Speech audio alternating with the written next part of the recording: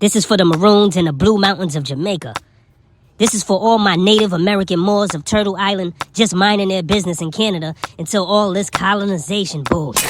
Ronnie! My bad, Auntie. Chill, this is phenomenal. The baddest independent creative summit is back. Atlanta, Georgia, get ready. February 1st and 2nd, the cookout is coming your way. You do not want to miss an opportunity to create with some of the greatest minds in the game. Link is in the description. Let's go. What up, y'all? It's your man Sam Ant here at Viral Hip Hop News. Do me a favor, hit that like button, smash that notification bell, and subscribe to the brand Viral Hip Hop News. Appreciate each and every one of y'all, and let's get to work. All right, so the internet, the culture has been set ablaze by this Shannon Sharpe, Katt Williams interview. I'm actually pretty shocked at the amount of attention it has received.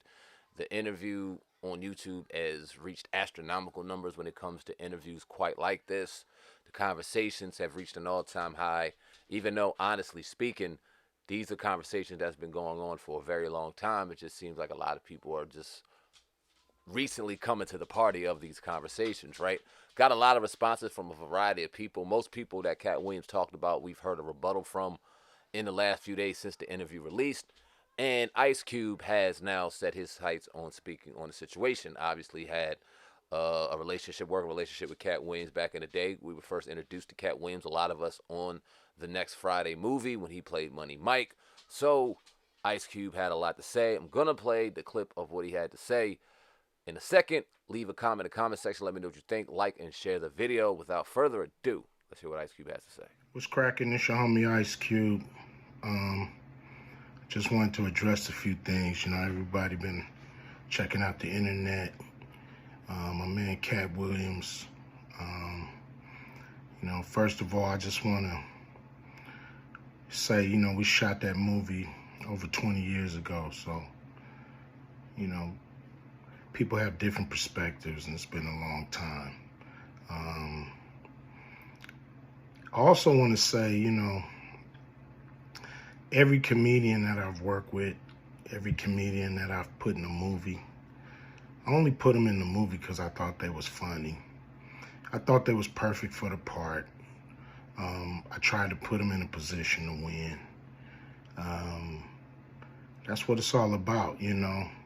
I don't, you know, I look at from, you know, Chris Tucker and Bernie Mac and Mike Epps, Katt Williams, you know, Ricky Smiley, Michael Blackson, Cedric, Kevin Hart. You know, all these guys I know are funny as hell. You know, I didn't discover them. You know, they were doing their stand-up or doing their thing, and I knew that they were great and that they could act, and that you know, if I have an opportunity, I was gonna give them an opportunity. You know, to me, that's what it's all about.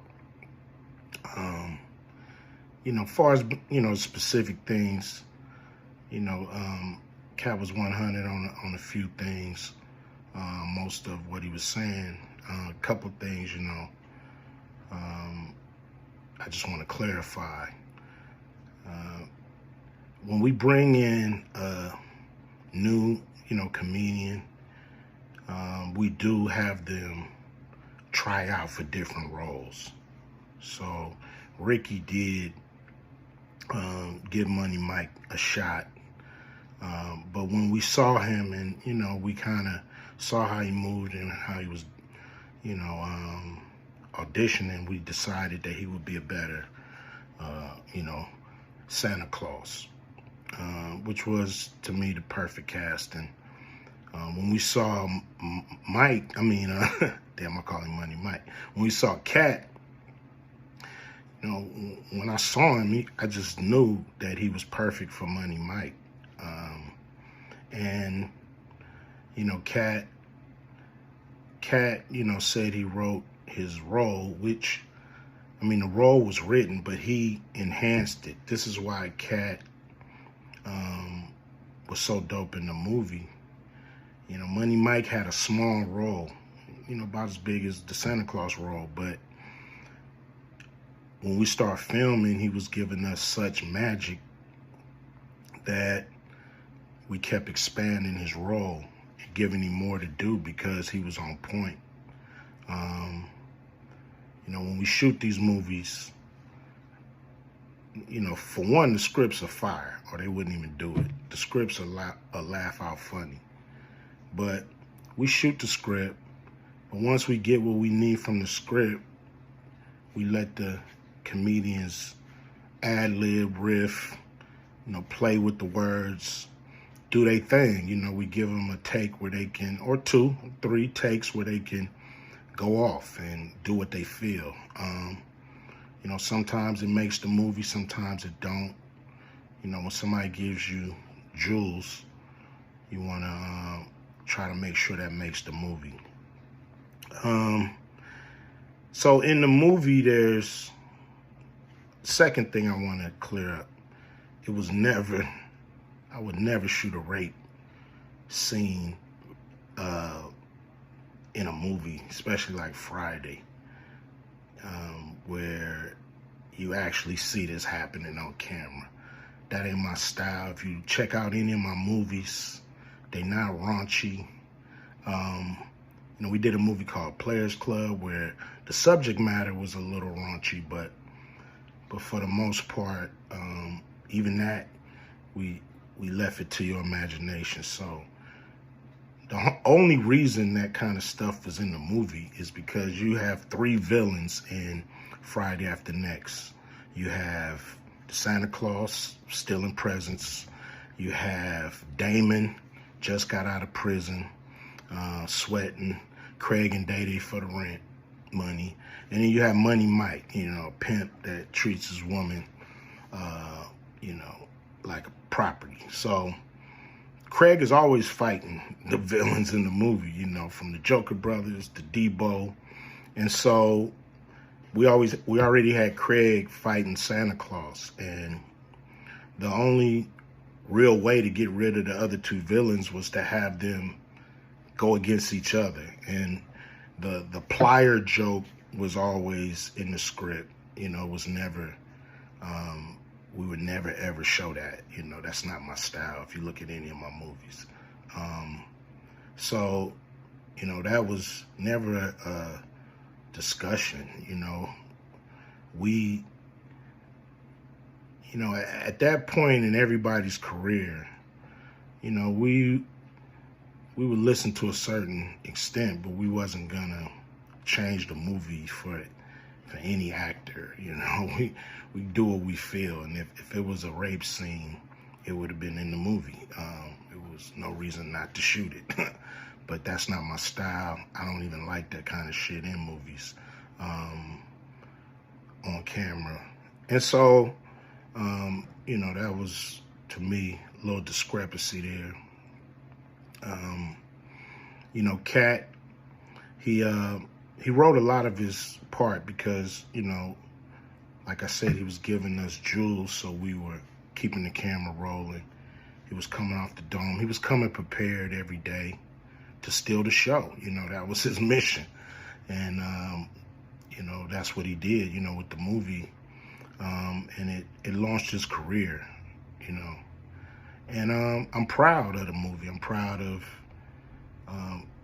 all the guys who've, come through, a Q Vision production and went on to do bigger and better things.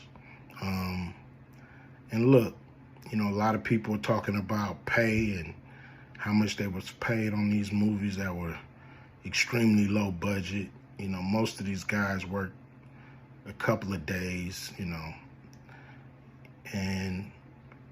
when you're doing a movie, there's over 100 people working on the movie that need to get paid. Most of them got to get paid every day.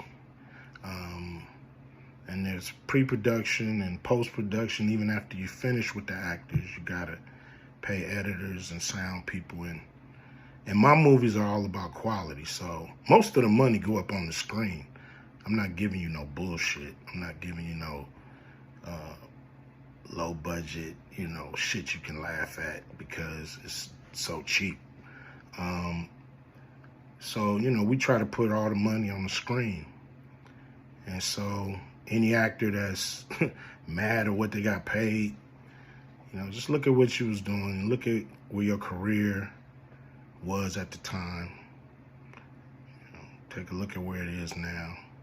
And Friday has something to do with that, I believe. And I put a lot of people in movies, but they ain't never put me in a movie. So you could take that for what it's worth. You know what I'm saying? I've given a lot of these guys opportunities.